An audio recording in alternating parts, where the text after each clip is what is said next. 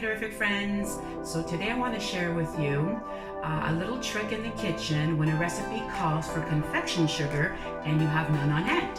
It's as simple as 1, 2, 3. So all we need is our choice of low carb sweetener. My favorite is a blend of monk fruit and erythritol, and I have a dedicated coffee grinder.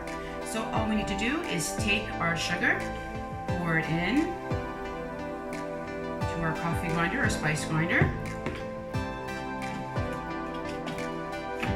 and it's going to make a bit of a noise. And that's it, you guys. Take a look. Here is our low carb sugar that is turned into confection sugar.